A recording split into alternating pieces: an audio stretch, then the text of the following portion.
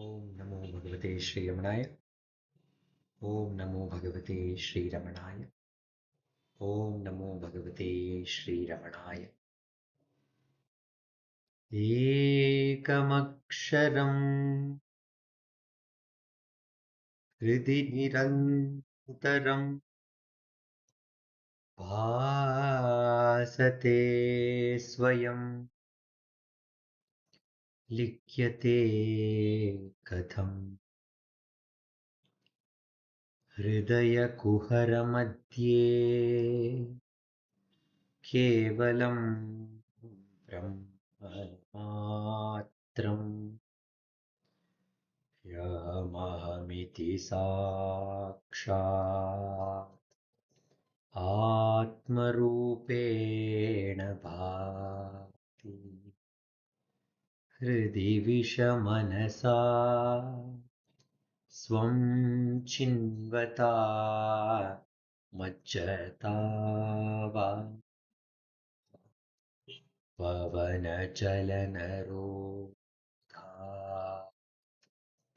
आत्मनिष्ठो भवत्वम् देहं मृण्मयवज्जडात्मकम् अहं बुद्धिर्न तस्यास्त्यतो नाहं तत्तदभाव सुप्तिसमये सिद्धात्मसद्भावतः कोऽहं भावयुतः कुतो वरधिय दृष्टात्मनिष्ठात्मना सोऽहं स्फूर्तितया अरुणाचलशिवः पूर्णो विभाति स्वयं सोऽहं स्फूर्तितया अरुणाचलशिवः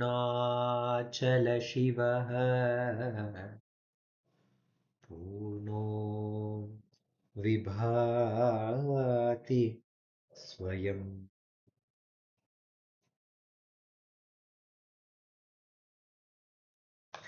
Bhagavan in this dhyana shloka is reminding us that self alone exists and self alone is aksharam which cannot be destroyed. So when self alone exists, how can it be explained? How can we write about this self? Says Bhagavan. That is true. The self cannot be explained. But out of his compassion, Bhagavan is showing us the direction to realize our own self. He is telling us in the heart cave, Hridaya Kuhara Madhye, the God alone, the Supreme Self alone shines forth. And we can experience that presence when we have the feeling I, I. That presence is revealed and that can be realized. And we can abide in that self by practicing self-enquiry, by turning our attention towards the self and by questioning, who am I? Or by practicing the pranayama, which Ramana says, find out from where the breath arises and merge at its source. That pranayama, by observing the source of our breath, we can abide as the self and we will understand the truth. And when we understand the truth by questioning ko aham, who am I? I am not this body. Na aham. Ko ham, who am I? Then Arunachala himself reveals his presence as so aham. I am that. He will reveal this to us, and it will be self-evident. Until then, we need to practice sadhana. We need to practice self-enquiry. So we meet every Thursday. We meet and we get inspired from the Upadesha of Bhagavan, the Upadesha that he has given us through Muruganar Swami in a text called Guru Vachaka Kovai. Two verses are selected for us by Kumari Revati Shankar, and we read those verses, meditate on its meaning, and we sit down for self enquiry for the next few minutes. So, once these two verses are read, meditated, and we practice self enquiry, we have a summing up by Deshpandeji, Venkatesh Deshpandeji, and the satsang concludes by the offering of Ashtottara, Ramana Ashtottara to Bhagavan, who resides in every heart by Vaibhavji and Prarthanama. Let us start by reading the first verse chosen from the Guru Vachaka Kovai for today's satsang, the verse number 262. Although the body exists in the self, the ignorant man who is bound by anava, ego, thinks that the self exists within the body. Once again, although the body exists in the self, the ignorant man who is bound by anava, the ego, thinks that the self exists within the body. This is like someone who believes that the screen, the abiding fundamental substratum, is present within one of the many shadowy picture or people who appear on the screen. This is like someone who believes that the screen, the abiding fundamental substratum, is present within one of the many shadowy pictures, people who appear on the screen. Bhagavan gives an explanation. This is from his Atma Vidya Kirtanam, where Ramana tells the same point. He says, the body exists within the self, but he who thinks he exists inside the insentient body is like someone who regards the screen, the base for the projected pictures, as being within one of those pictures. Bhagavan is telling the body exists within the self. The self is everywhere, and this body is within the self. But who thinks he exists, the self exists inside the insentient body is like someone who regards the screen, the base for the projected picture, as being within one of those pictures. Muruganar, believing that the base for all the other cinema pictures is within one of the picture, is an erroneous perspective. Similarly, through ajnana, a person thinks he is within the body, whereas his body is actually in the self, like any other perceived object. Once again, believing that the base of all the other cinema pictures is within one of the pictures is an erroneous picture perspective. Similarly, through ajnana, a person thinks he is within the body, whereas his body is actually in the self, like any other perceived object. Bhagavan gives this example often, and he says that self is like the theater screen where the various pictures are being projected. If we think, if we are seeing a picture of a hero and we think, the whole screen is actually in the hero.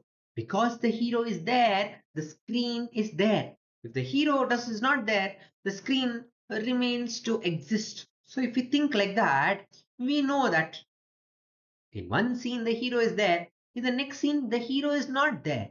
It's a scene where some other supporting characters are there. So what will happen to the screen? Does it disappear? No. You are seeing all the other pictures perfectly fine. Even when the hero is missing from the screen. Sometimes there is no characters. There's only scenery being seen. So do you think that there is no screen at all? The screen exists, whatever the situation may be. So whatever the scene may be, the screen is ever existing.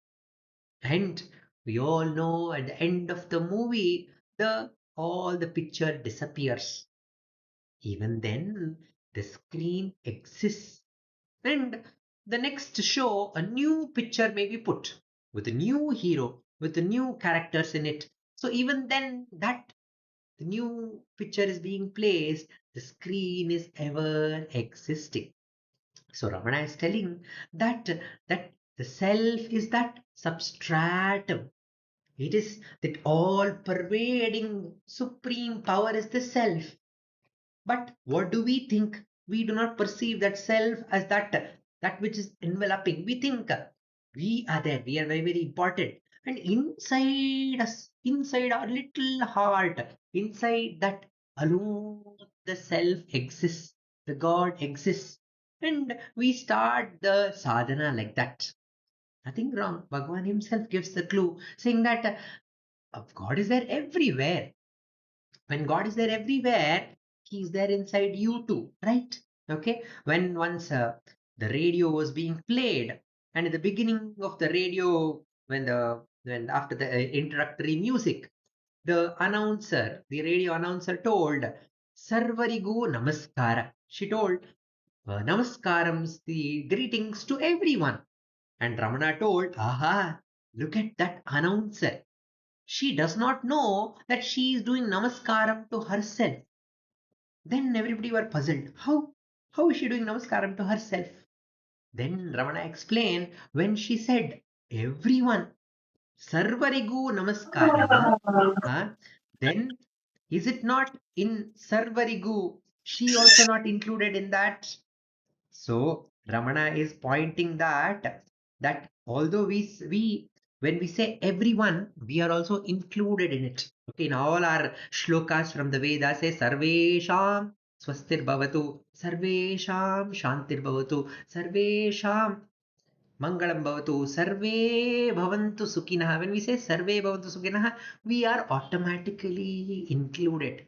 So Ramana says that in that Sarvam, which is that supreme self, everything is included. We, because of our ajnana, because we have this ego. What is this ego? This limited identification with this body, with this mind, with this name, with this ideas and emotions. So we have limited ourselves. So we think we are this limited body, and inside this limited entity is that self, which is making us think, which is making us work, which is making us speak, which is making us do all that we do. But Ramana is telling, find out what is the true nature of the self. Is it limited to this body? Is it limited to this mind? Find out what is the nature of the self. When we realize the nature of the self, then we understand that we are not this limited body. We are that supreme screen on which this whole world is being projected. And we are also one of the projection in the world, and we are no different from any other projection. So Ramana used to say that there is only one consciousness. There is no others for a jnani. And Ramana did not even make any difference between living and non-living beings. When somebody told that this this pot is more Ramana than me, because on this pot that you see here, a brass beautiful pot, Ramana is inscribed on it. So it is more Ramana than this body. So everything is that one same power. So but Ramana reminds us, but do not limit that power which is all enveloping with this limited identity, or don't even limit it to one object. Oh, this person is a jnani. Ramana is a Jnani. He alone is supreme. He is the self. Don't limit it to even that. Ramana used to say, he also join in the singing of Ramana Sadguru, Ramana Sadguru. And when people asked him, Bhagavan, you are singing your own praises, Ramana Sadguru. And Ramana told, why do you think Ramana Sadguru is only this body which is 6 feet? Ramana Sadguru is the all pervading self. It is the Guru which is all enveloping, limitless power. So we are all singing the glory of that limitless power.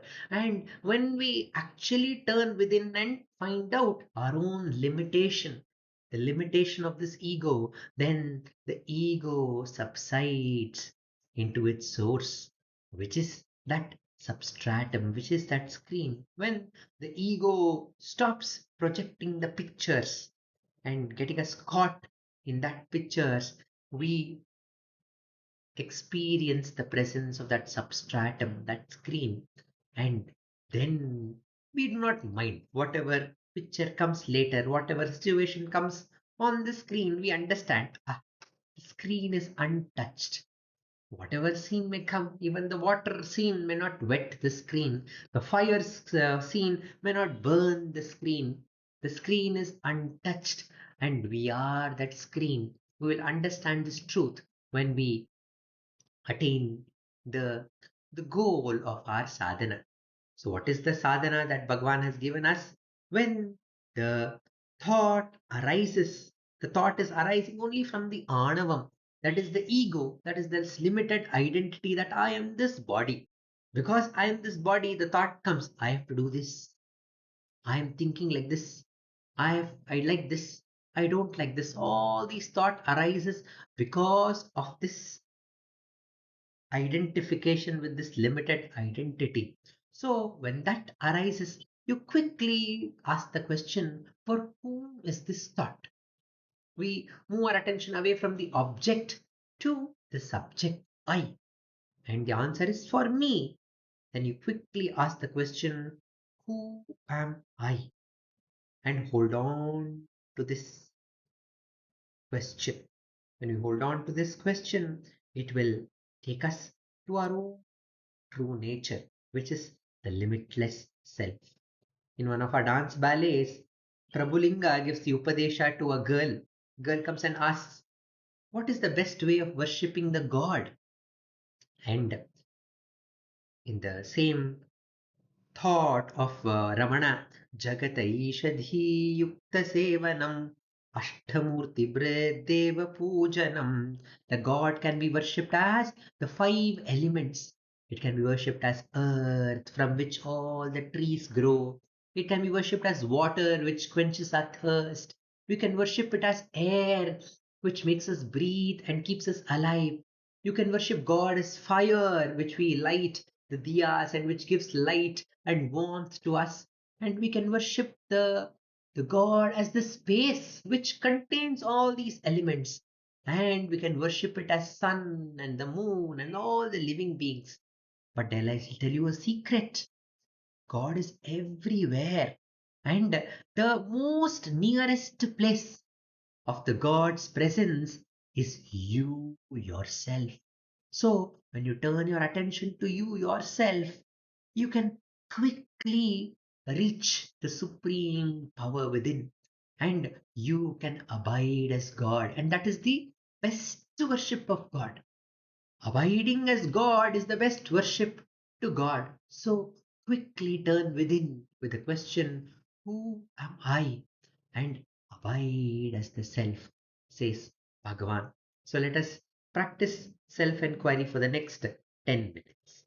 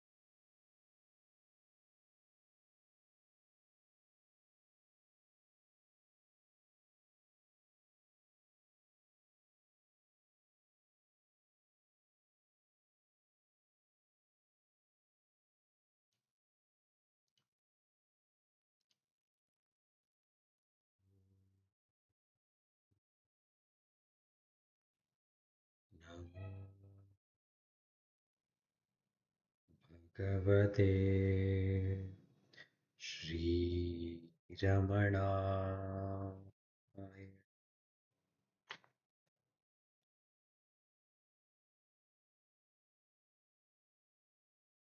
Let us read the next verse chosen for us.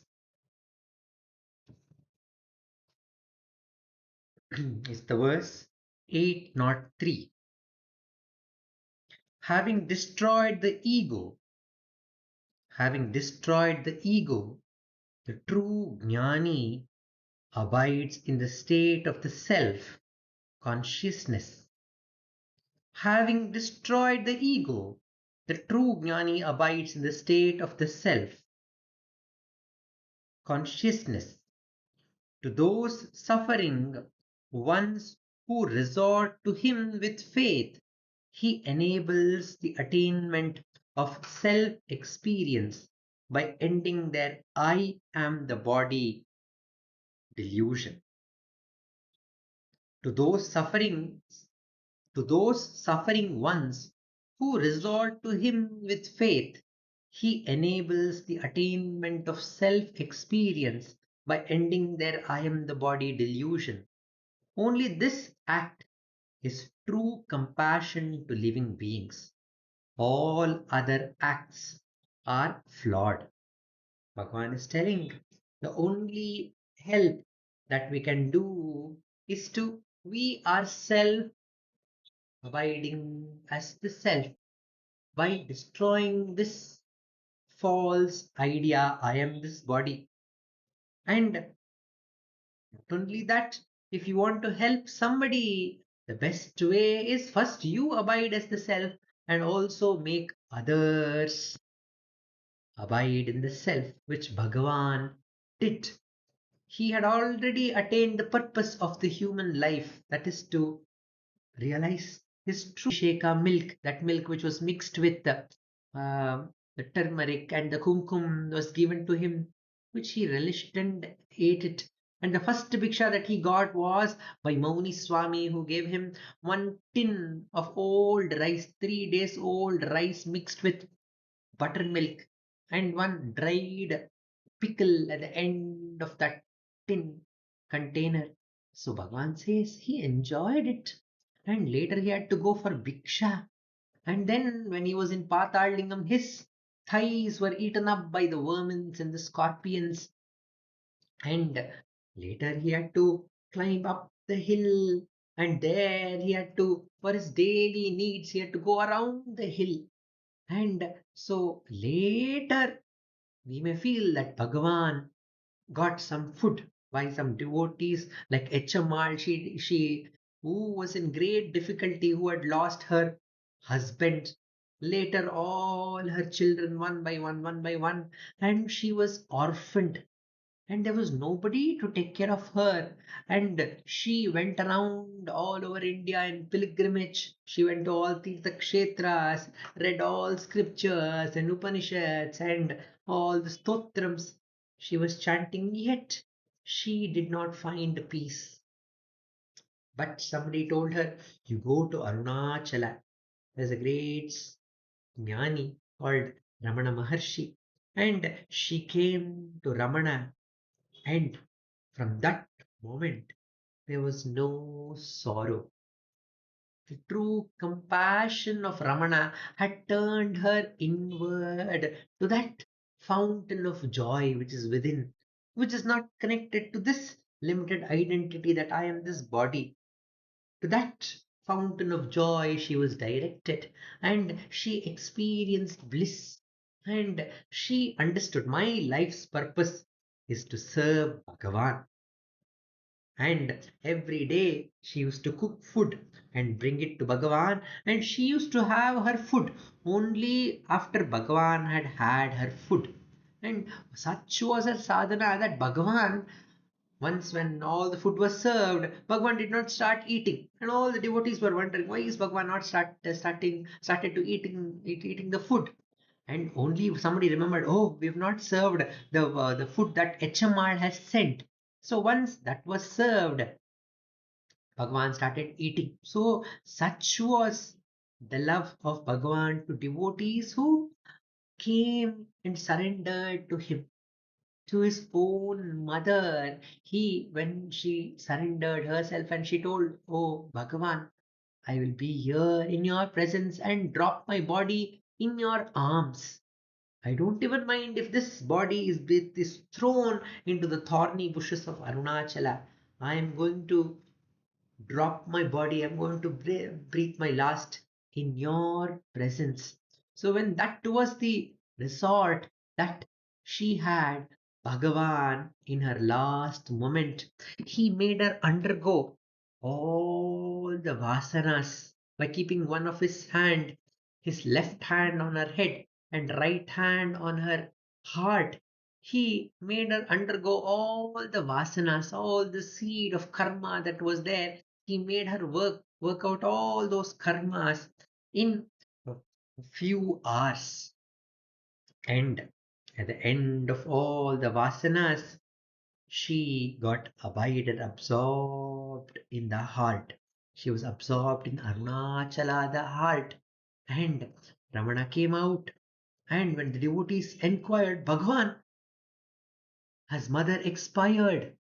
Bhagwan corrected, "No, she has been absorbed." And everybody could see that was the truth. Her body was glowing like a yogini who was sitting in meditation. The, the self within it shines forth through this body. F.H. Humphreys talks about Ramana himself. He says Ramana was like a corpse through which the God radiated terrifically. That is going to happen. And if we surrender to Bhagavan and resort to Him, it is his duty to destroy the I am the body idea that we are holding on to and make us realize our own true self. And we need to hold on to this sadhana. We need to hold on to the Guru's feet. Where is this Guru? The Guru, God, and the self are no different. So when we hold on to it without thinking anything else, Ananyash Chintayantoma Ye Janaha Pariyupasate तेषां नित्याभियुक्तानां योगक्षेमं वहाम्यहम्. I will take care of all the yoga, that is their union that they have to attain, and their kshemam, the best that they have to get, the best good thing. I will give it to them for those devotees who do not think of anything else, but only think of me. That me, the Krishna, is available as the Atma. Aham Atma Gudakesha Sarva Bhuta Shayastitaha. I am as available to you as Atma. When you resort to that Jnani, that Guru within, that Guru who is a Jnani will make us slowly drop our false idea that I am this body, and he will bestow us with that same state which he revels in. He will give us his own state to us, and he will make us abide as the God and the Guru and the Self. Until that, we need to hold on to the Guru's feet, and Guru knows the best. The Guru will make us ripe. It is like Bhagwan says that Guru, he will may use the one bat which is used to beat the the clothes. So he is going to beat us nicely. Why is he beating us? Does he want to uh, destroy the clothes? No, no. He's only beating so that the cloth becomes clean. To clean us, he's beating us with this stick, which the bat that is used to clean the the cloth. So once the beating is done, once he enough of beating is done, he understands that all the dirt has gone away. When we become pure, then he embraces us. He will wear us as his own garment, and we will become one with him. Until then, we need to practice the sadhana of holding on to his feet. And where is that feet? That feet is available to us as our own. I, I awareness. So when the mind is moving away, you need to say, if the mind moves away, you will not, you are only reiterating the idea that I am this body. Instead, you need to turn the attention towards the feet of the Guru within and hold on to that feet of the Guru with the question, who am I? And that will take us to our own true nature, cleansing us and making us one with that supreme self. Let us practice self enquiry for the next 15 minutes.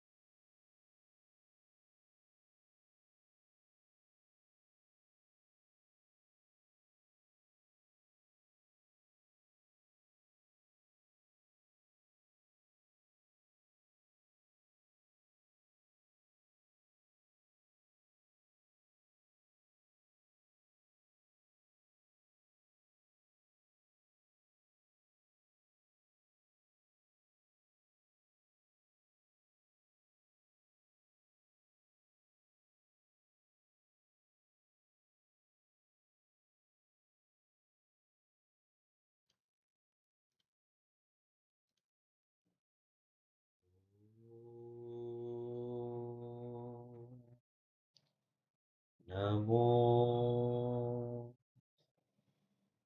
भगवते श्रीरमणाय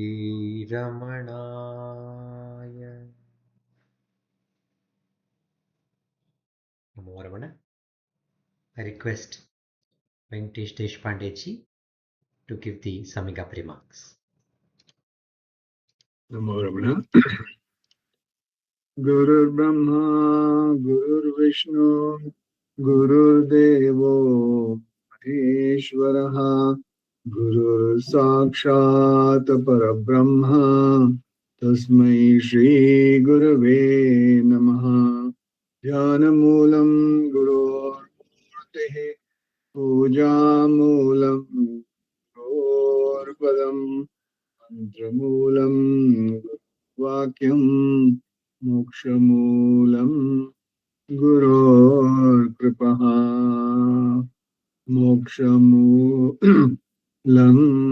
Guror. We'll talk about two scenarios. The first one is where Bhagavan was given the first Upadesha to his mother. What did he say? As per prarabdha, whatever is to happen will happen. Whatever is not to happen will never happen. The best thing is to keep quiet. Or however hard you may try, nothing is going to change. So what does that mean? Just think about it for a few minutes. What it means is the story is written. It means the director of the movie, God, knows the first scene and knows the last scene. He knows what is going to happen with each jiva. With each jiva, he knows when the jiva is born to the day the jiva leaves the body, he knows that this is what is going to play out for each jiva. And whatever is not to play out for the jiva will not play out. That's for sure. Now, after listening to this, then he says, be quiet. So, what does he mean to say in this? He means to say that telling each devotee that whatever is to happen will happen. It means this movie that's going to play out, like what Ujwal said, the movie that's going to play out on your screen of consciousness is fixed. There is no change, absolutely no change that can happen. Now, what we need to do, we want to change the movie. We're like sitting in the theater and said, hey, this director of this movie should not have put this song in this place. I wanted him to put this song in some other place. No, it will not happen. The movie will play and the song will be where it's supposed to be. So, what happens? We need to do as devotees, we need to have acceptance. Accepting whatever is happening to each one of us. And then what happens? When you accept what happens, then you become quiet. You don't say, oh, this should not have happened, this should happen, because most of us are only beggars. In the morning satsang we read that 99% of the people, Walter Keyes spoke about, 99% of the people, what do they want? They want to feed their ego. I want this should not happen to me, this should happen to me. I like this, I don't like this. Continuously, 99% of the people are doing that. Bhagavan says, keep quiet. Just accept it. When you accept whatever is happening on the screen of consciousness, your screen of consciousness, and it's perfectly fine. So that's one perspective. Another perspective, which we had shared in the groups, was this Kabir's. There was a concept of, does the drop merge into the ocean, or does the ocean merge into the drop?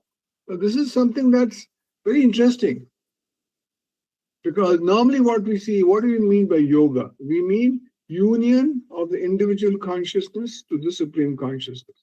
That's what we mean. So in the first glance, what does it feel? The drop, the individual soul goes and dissolves into the ocean. The individual drop goes and merges into the God. And then what happens to the individual? Individual disappears.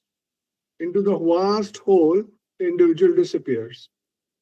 But Kabir gives a beautiful perspective of this. He says, when true realization happens, not just merging into the divine, it's not just about the drop going into and merging into that. It says the entire infinite is realized within you. Today, what happens? We feel that there is separateness. We feel that God is not, God and me are separate. That's our feeling right now. But what Kabir is beautifully saying is that when the realization happens, it's not just about merging into the divine, it's the entire infinite is realized within you. In other words, what happened? You don't become something small and lost. You sometimes feel I'm feeling small, I'm feeling lost. You basically awaken to the fact, what fact? That the infinite was always present within you. So we don't, at this moment, we don't feel that the infinite is within us.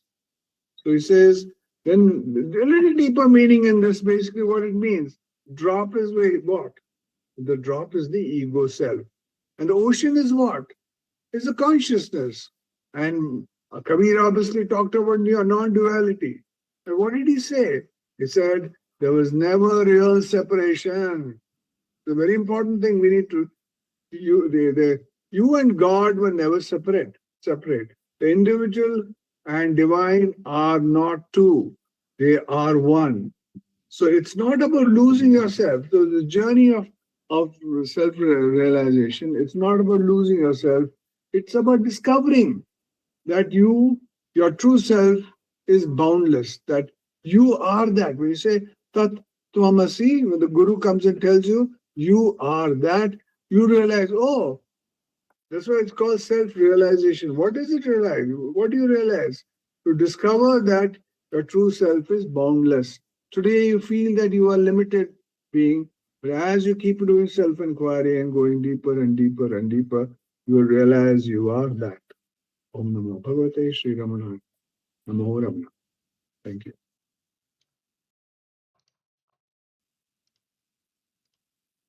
Namo Ramana. Thank you, Despande. We move on to the last part of the satsang where we offer Ashtottara Puja to Bhagavan. The chanting will be done by Vaibhavji and Prarthanama, and we offer our flowers of attention to the heart, which is the altar of Arunachala Ramana. Let us meditate on who is the listener and also turn our attention towards that very same heart where Ramana the self resides. I request Vaibhavji and Prarthanama to chant the Ashtottara. नमो रमण भारद्वाज विश्वनाथ विरचितं श्रीरमणाष्टोत्तरशतनामावलिः अपार सच्चित् सुखवार राशे यस्योऽमि मात्रं भुवनं समस्तम् ॐ मह Guhahi. Bhardwaj Vishwanath विरचितं ॐ काय चाललंय परत एकदा माणसं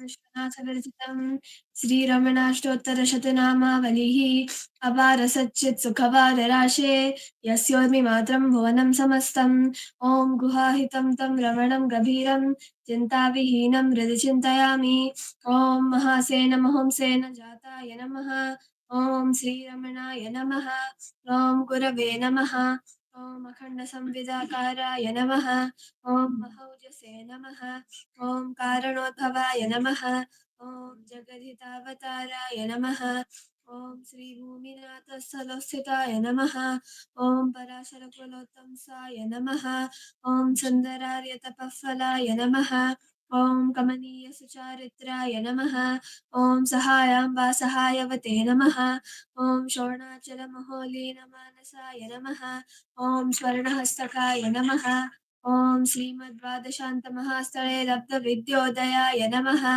ॐ महाशक्तिनिपातेन प्रबुद्धाय नमः ॐ परमार्थविधे नमः ॐ तीव्राय नमः ॐ पितृपदादेशिवे नमः ॐ इन्दुमौलिना पितृमते नमः ॐ पितरादेशतः प्राप्ताय नमः ॐ तपोमयाय नमः ॐ उदासीनाय नमः ॐ महायोगिने नमः ॐ महोत्साहाय नमः ॐ कुशाग्रधिये नमः ॐ शान्तसङ्कल्पसंरम्भाय नमः ॐ सुसन्दृशे नमः ॐ सवित्रे नमः ॐ स्थिराय नमः ॐ तप्तवक्षपितसर्वाङ्गाय नमः ॐ पुल्लाम्बुजविलोचनाय नमः ॐ चन्द्रिकासुतः सश्रीमण्डितानलमण्डलाय नमः ॐ चूतवाट्यां समासीनाय नमः ॐ चूणिताखिलविभ्रमाय नमः ॐ वेदवेदान्ततत्त्वज्ञाय नमः ॐ चिन्मुद्रिणे नमः ॐ त्रिगुणात्मिकाय नमः ॐ विरूपाक्षुभावासाय नमः ॐ विराजतचलाकृतये नमः ॐ दीप्तनयनाय नमः ॐ पूर्णाय नमः ॐ रचिताचलताण्डवाय नमः ॐ गम्भीराय नमः ॐ परमाचार्याय नमः ॐ सुप्रसन्नाय नमः ॐ अभयप्रदाय नमः ॐ दक्षिणास्यनिभाय नमः ॐ धीराय नमः ॐ दक्षिणाभिमुखाय नमः ॐ स्वराजे नमः ॐ महर्षये नमः ॐ भगवते नमः ॐ ईड्याय नमः ॐ भूमविद्याविशारदाय नमः ॐ विमलाय नमः ॐ दीर्घदर्शिने नमः ॐ आप्ताय नमः ॐ ऋजुमार्गप्रदर्शकाय नमः ॐ समदृशे नमः ॐ सत्यदृशे नमः ॐ सत्याय नमः ॐ प्रशान्ताय नमः ॐ अमितविक्रमाय नमः ॐ सुकुमाराय नमः ॐ सदानन्दाय नमः ॐ मृदुभाषिणे नमः ॐ दयार्णवाय नमः ॐ श्रीशोणाचलरिद्बोधस्कन्दाश्रमनिकेतनाय नमः ॐ सद्दर्शनोपदेश्रे नमः ॐ सद्भक्तवृन्दपरिवृताय नमः ॐ गणेशमुनिभृङ्गेन सेविताङ्घ्रिसरोरुहाय नमः ॐ गीतोपदेशसारादिग्रन्थसच्चिन्नसंशयाय नमः ॐ वर्णाश्रममतातीताय नमः ॐ रसज्ञाय नमः ॐ सौम्याय नमः ॐ आत्मवते नमः ॐ सर्वावनिमितस्थानामाराध्याय नमः ॐ सर्वसद्गुणिने नमः ॐ आत्मारामाय नमः ॐ महाभागाय नमः ॐ मातृमुक्तिविधायकाय नमः ॐ विनताय नमः ॐ विनुताय नमः ॐ रुद्राय नमः ॐ मुनीन्द्राय नमः ॐ पावकोज्ज्वलाय नमः ॐ दर्शनानकसंहारिणे नमः ॐ मौनेन स्वात्मबोधकाय नमः ॐ मृच्छान्तिकरसान्निध्याय नमः ॐ स्मरणाद्बन्धमोचकाय नमः ॐ अन्तस्तिमिरचण्डांशवे नमः ॐ संसारार्णवतारकाय नमः ॐ शोणाद्विषस्तुतिद्रष्टे नमः ॐ हार्दविद्याप्रकाशकाय नमः ॐ अविच्युतप्रज्ञाय नमः ॐ नैसर्गिकमहातपसे नमः ॐ कमण्डलुधराय नमः ॐ शुभ्रगौपीनवसनाय नमः ॐ गृहाय नमः ॐ दण्डपाणये नमः ॐ कृपापूर्णाय नमः ॐ भवरोगभिषग्वराय नमः ॐ स्कन्दाय नमः ॐ देवतमाय नमः ॐ अमर्त्याय नमः ॐ सेनान्ये नमः ॐ पुरुषोत्तमाय नमः ॐ श्रीरमण भगवते नमः श्रीरमणाष्टोत्तरशतनाम पूजां समर्पयामि व्यस्थानोररुणाचलस्य पदयोः प्रत्याजनं प्राप्यत दिव्यानुग्रहसुप्रवाह विवशस्तादात्म्यभावं गतः गृह्णिष्ठस्वगभीरनित्यतपसा लोकान् पुनासेकराट् तस्मै श्रीरमणाय ते नम इदं लोकोत्तरज्योतिषे ॐ नमो भगवते श्रीरमणाय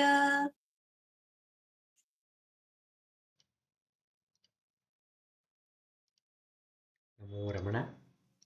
Namo Ramana. Thank you, Prarthana. Ujwal, Namo Ramana. Thank you. Namo Ramana.